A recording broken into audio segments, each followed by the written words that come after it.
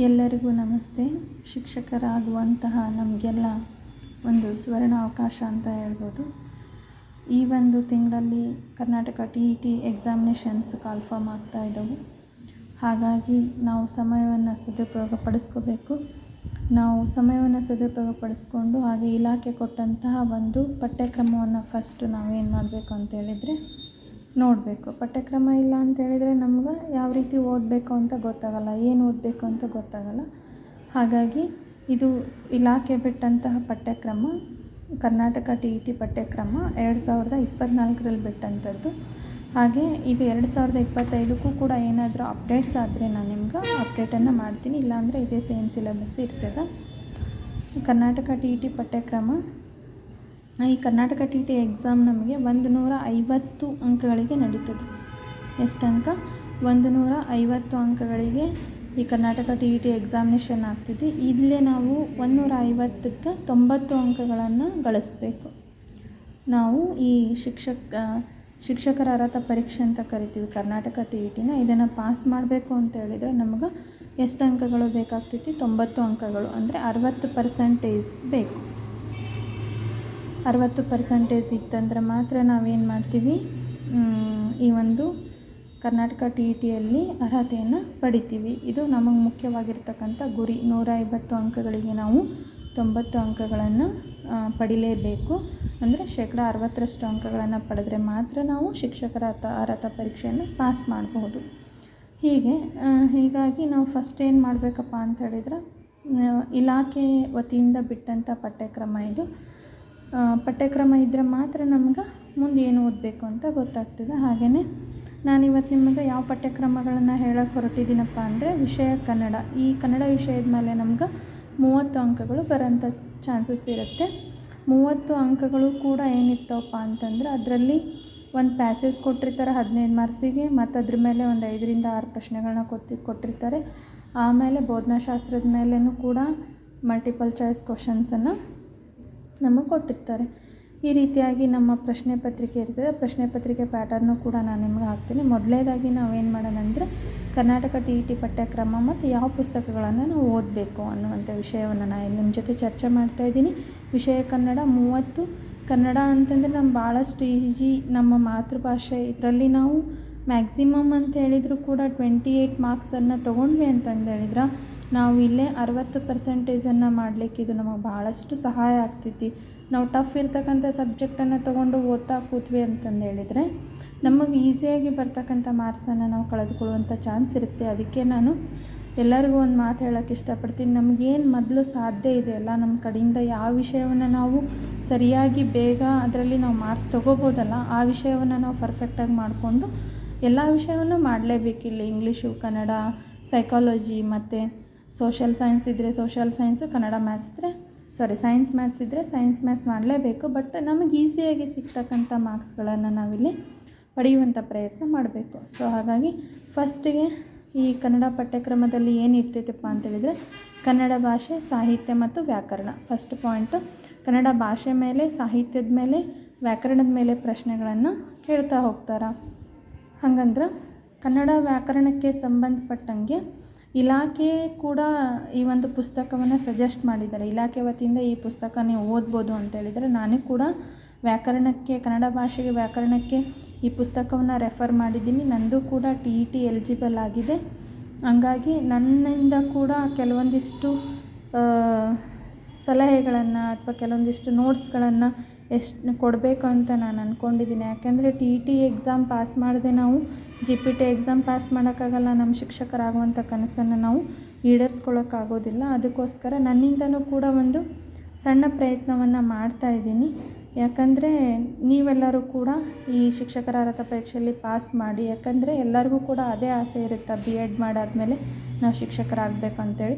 ನಿಮಗೆಲ್ಲರಿಗೂ ಕೂಡ ಅರ್ಹತಾ ಪರೀಕ್ಷೆಯನ್ನು ಪಾಸ್ ಮಾಡುವಂಥ ಶಕ್ತಿ ಆ ದೇವರು ಕೊಡಲಿ ಅಂತ ಹೇಳ್ತಾ, ಈ ಒಂದು ಕನ್ನಡ ಭಾಷೆ, ಸಾಹಿತ್ಯ, ವ್ಯಾಕರಣಕ್ಕೆ ಸಂಬಂಧಪಟ್ಟಂಗೆ ಇಲಾಖೆ ಒಂದು ಪುಸ್ತಕ ಹೇಳಿದೆ. ಸಾಕಷ್ಟು ಪುಸ್ತಕ ಇದೆ. ಆ ಪುಸ್ತಕದಲ್ಲಿ ಈ ಪುಸ್ತಕ ಕೂಡ ಒಂದು. ಇದನ್ನು ನಾನು ರೆಫರ್ ಮಾಡಿದ್ದೀನಿ. ಸಮಗ್ರ ಹೊಸಗನ್ನಡ ವ್ಯಾಕರಣ, ಆಯ ಸರಳಗುಪ್ಪಿ ಸರ್ದು. ಇದು ಇಲಾಖೆನೇ ಸಜೆಸ್ಟ್ ಮಾಡಿದಂಥ ಬುಕ್ಕು. ವ್ಯಾಕರಣಕ್ಕೆ ತುಂಬ ಚೆನ್ನಾಗಿದೆ. ಇದ್ರಾಗ ವ್ಯಾಕರಣ, ಭಾಷಾಭ್ಯಾಸ, ಛಂದಸ್ಸು, ಅಲಂಕಾರ ಈ ರೀತಿಯಾಗಿ ಸಾಕಷ್ಟು ವಿಷಯಗಳನ್ನು ಏನು ಮಾಡ್ಯಾರಪ್ಪ ಅಂತೇಳಿದ್ರೆ ಕೊಟ್ಟಿದ್ದಾರೆ. ಓಕೆ, ಈ ಬುಕ್ಕನ್ನು ನೀವು ರೆಫರ್ ಮಾಡಿದರೆ ಖಂಡಿತವಾಗೂ ನಿಮಗೆ ಭಾಳಷ್ಟು ಉಪಯೋಗ ಆಗುತ್ತೆ ಅಂತ ನಾನು ಕೂಡ ಎಲ್ಲ ಸಜೆಸ್ಟ್ ಮಾಡ್ತಾಯಿದ್ದೀನಿ. ಕನ್ನಡಕ್ಕಾಗಿ ಓದುವಂಥ ಪುಸ್ತಕ ಅದು. ಹಾಗೆಯೇ ಕನ್ನಡದಲ್ಲಿ ಫಸ್ಟ್ ಮನೆ ಕನ್ನಡ ಭಾಷೆಯ ಉಗಮ, ಬೆಳವಣಿಗೆ ಹಂತಗಳು, ಹಾಗೆಯೇ ಕನ್ನಡ ಸಾಹಿತ್ಯ ಚರಿತ್ರೆ, ಹಳಗನ್ನಡ ಮತ್ತು ಹೊಸಗನ್ನಡ. ವ್ಯಾಕರಣಕ್ಕೆ ಬಂದ್ವಪ್ಪ ಅಂದರೆ ವರ್ಣಮಾಲೆ, ಸಂಯುಕ್ತಾಕ್ಷರ, ಗುಣಿತಾಕ್ಷರ, ನಾಮಪದ, ಕ್ರಿಯಾಪದ, ಸಂಧಿ, ಸಮಾಸ, ಕೃದಂತ, ತದ್ದಿದಾಂತ, ಅವ್ಯಯ, ದ್ವಿರುಕ್ತಿ, ಜೋಡುನುಡಿ, ಪಡೆನುಡಿ, ನುಡಿಗಟ್ಟು, ಪದಗಳ ಅರ್ಥ,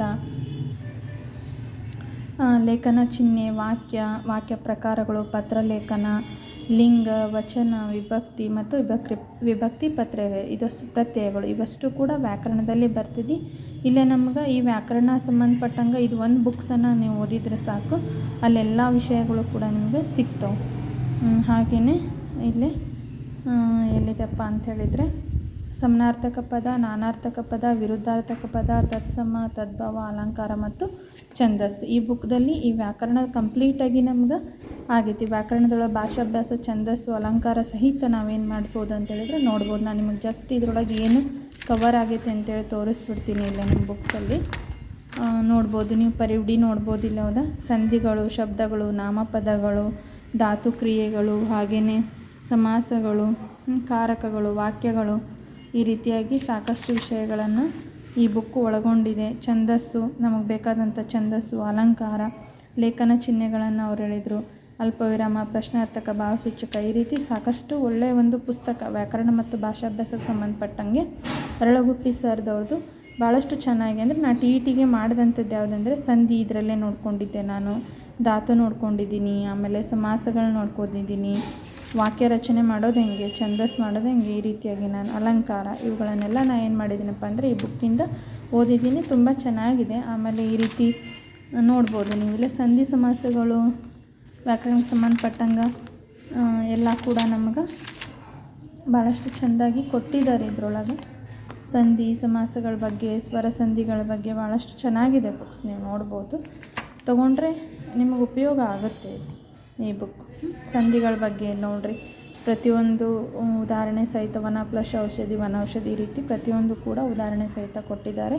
ತುಂಬ ಚೆನ್ನಾಗಿದೆ ಬುಕ್ಕು. ನೀವು ಕೂಡ ಇದನ್ನು ರೆಫರ್ ಮಾಡಿ. ಕನ್ನಡದಲ್ಲಿ ಹೆಚ್ಚಾಗಿ ಅಂಕಗಳನ್ನ ತೊಗೊಂಡ್ರೆ ನೀವು ಬೇಗ ಎಲಿಜಿಬಲ್ ಆಗಬಹುದು. ಇದು ನನ್ನ ಒಂದು ಉದ್ದೇಶ. ನೆಕ್ಸ್ಟ್ ಇಲ್ಲೇ ಕನ್ನಡ ಬೋಧನಾಶಾಸ್ತ್ರ ಅಂತ ಬರುತ್ತೆ. ಇದರಲ್ಲಿ ನಮಗೆ 10 ಮಾರ್ಕ್ಸ್ ಬರುವಂತಹ ಚಾನ್ಸಸ್ ಇರ್ತೈತಿ ಈ ಬೋಧನಾಶಾಸ್ತ್ರದ ಮೇಲೆ. ಹಂಗಂದ್ರೆ ಇದನ್ನು ಓದಬೇಕಂದ್ರೆ ಅನಸೂಯ ಪೆರ್ಗಿ ಅವ್ರ ಬುಕ್ಕನ್ನು ನಾವು ಓದ್ಬೋದು. ಅದು ತುಂಬ ಚೆನ್ನಾಗಿದೆ. ಇಲ್ಲೇ ಕನ್ನಡ ಬೋಧನೆಯ ಮೌಲ್ಯ ಮತ್ತು ಉದ್ದೇಶಗಳು, ಭಾಷೆ ಮತ್ತು ವಿವಿಧ ಸಾಹಿತ್ಯದ ಪ್ರಕಾರಗಳು, ಬೋಧನಾ ತಂತ್ರಗಳು, ಕನ್ನಡ ಭಾಷೆ ಮತ್ತು ಸಾಹಿತ್ಯ ಬೋಧನೆ ಯೋಜನೆಗಳು, ಭಾಷಾ ಕೌಶಲ್ಯಗಳು, ಕೌಶಲಗಳ ಬೋಧನೆ, ಬೋಧನಾ ಸಂಪನ್ಮೂಲಗಳು, ಭಾಷಾ ಕಲಿಕೆಯ ಮೌಲ್ಯಮಾಪನ, ಕನ್ನಡ ಭಾಷಾ ಬೋಧಕನ ಸಾಮಾನ್ಯ ಶೈಕ್ಷಣಿಕ ವ್ಯಕ್ತಿ ಅರ್ಹತೆಗಳು, ಮಾತೃಭಾಷಾ ಬೋಧನಾ ಪದ್ಧತಿಗಳು, ಕ್ರಿಯಾ ಸಂಶೋಧನೆ. ಸೊ ಇಷ್ಟು ನಮಗೆ 30 ಅಂಕದಲ್ಲಿ ಇಷ್ಟು ನಮ್ಗೆ ಏನು ಕನ್ನಡಕ್ಕೆ ಸಂಬಂಧಪಟ್ಟಂಥ ಒಂದು ಪಠ್ಯಕ್ರಮ. ಕನ್ನಡ ಅಂತ ಅಂದ ತಕ್ಷಣ ನಾವು ಈಸಿ ಅನ್ಕೊತೀವಿ. ಬಟ್ ನಾವು ಶಿಕ್ಷಕರ ಅರ್ಹತಾ ಪರೀಕ್ಷೆ ಬರಿತಾ ಇದ್ದೀವಪ್ಪ ಅಂದರೆ ಇಲ್ಲೇ ನಮಗಿರಬೇಕಾದಂಥ ಕನಿಷ್ಠ ಒಂದು ಜ್ಞಾನವನ್ನು ಈ ಒಂದು ವಿಷಯ ನಮಗೆ ನೀಡ್ತಾ ಇರುತ್ತೆ. ಹಾಗಾಗಿ ಇದು 30 ಅಂಕ ಇದೆ. ನಾವೇನಾದರೂ ಇದರಲ್ಲಿ 30 ಅಂಕದಲ್ಲಿ 28, 29 ತೊಗೊಳಕ್ಕೆ ಪ್ರಯತ್ನ ಮಾಡಿದ್ವಪ್ಪ ಅಂತಂದ್ರೆ ನಾವು ಭಾಳ ಬೇಗ ನಮ್ಮ ವಿಷಯಗಳನ್ನ ಓದ್ಕೊಂಡು ನಾವು 60% ಅಲ್ಲ, 90 ಅಲ್ಲ, 100ಕ್ಕಿಂತ ಹೆಚ್ಚು ಅಂಕಗಳನ್ನು ಇಲ್ಲೇ ನಾವು ಗಳಿಸ್ಬೋದು. ನಾನು ಕೂಡ ಟಿ ಇ ಟಿ ಒಳಗೆ 100+ ಅಂಕಗಳನ್ನು ತಗೊಂಡು ಈ ಅರ್ಹತೆಯನ್ನು ನಾನು ಪಡ್ಕೊಂಡಿದ್ದೀನಿ. ಹಾಗಾಗಿ ನಾನು ಕೂಡ ಎಷ್ಟೋ ಜನ ಅವಾಗೆಲ್ಲ ಸರ್ಚ್ ಮಾಡ್ತಾಯಿದ್ವಿ, ಯಾವ ವೆಬ್ಸೈಟ್ ಸರ್ಚ್ ಮಾಡಬೇಕು ಅಂಥೇಳಿ ನಮ್ಗೆ ಅರ್ಥ ಆಗ್ತಾ ಇರಲಿಲ್ಲ. ಆ ಟೈಮ್ನೊಳಗೆಲ್ಲ ನಾನು ಬುಕ್ಸ್ ಎಲ್ಲ ರೆಫರ್ ಮಾಡಿ ಈ ರೀತಿ ಓದ್ತಾ ಇದ್ದೆ. ಹಾಗೆಯೇ ನನ್ನಿಂದನೂ ಕೂಡ ಕರ್ನಾಟಕ ಟಿ ಇ ಟಿ ಎಕ್ಸಾಮ್ಗೆ ಎಷ್ಟೋ ಜನಕ್ಕೆ ಹೆಲ್ಪ್ ಆಗಲಿ ಅನ್ನುವಂಥ ಉದ್ದೇಶನೂ ಕೂಡ ನನ್ನಲ್ಲಿದೆ. ಹಾಗಾಗಿ ನಿಮಗೆಲ್ಲರಿಗೂ ಕೂಡ ಆಲ್ ದ ಬೆಸ್ಟ್. ಎಕ್ಸಾಮನ್ನು ಚೆನ್ನಾಗಿ ಬರೀರಿ ಅಂತ ಹೇಳ್ತಾ ಈ ಒಂದು ಕನ್ನಡ ವಿಷಯದ ಪಠ್ಯಕ್ರಮವನ್ನು ನಾನು ನಿಮಗಾಗಿ ಕೊಟ್ಟಿದ್ದೀನಿ. Thank you so much. ಹಾಗೆಯೇ ಈ ಒಂದು ವಿಡಿಯೋ ನಿಮ್ಗೆ ಇಷ್ಟ ಆಯಿತು ಅಂತ ಹೇಳಿದರೆ ನಾನು ಕಂಟಿನ್ಯೂ ಆಗಿ ನಿಮ್ಮ ಕರ್ನಾಟಕ ಟಿ ಇ ಟಿ ಪಠ್ಯಕ್ರಮವನ್ನು ಕೊಡ್ತೀನಿ. ಕನ್ನಡ ಆಗಿರ್ಬೋದು, ಆಮೇಲೆ ಇಂಗ್ಲೀಷು, ಹಾಗೆಯೇ ಮ್ಯಾಥಮೆಟಿಕ್ಸ್ ಆ್ಯಂಡ್ ಸೈನ್ಸು ಇವಿಷ್ಟು ಒಂದು ವಿಷಯವನ್ನು ನಾನು ನಿಮ್ಮ ಜೊತೆ ಶೇರ್ ಮಾಡ್ಕೋತೀನಿ. ಈ ಒಂದು ವಿಡಿಯೋ ನಿಮ್ಗೆ ಲೈಕ್ ಆಗಿತ್ತಪ್ಪ ಅಂತಂದ್ರೆ ಒಂದು ಸಬ್ಸ್ಕ್ರೈಬ್ ಮಾಡಿ, ಲೈಕ್ ಮಾಡಿ ಅಂತ ಹೇಳ್ತಾ thank you so much for all.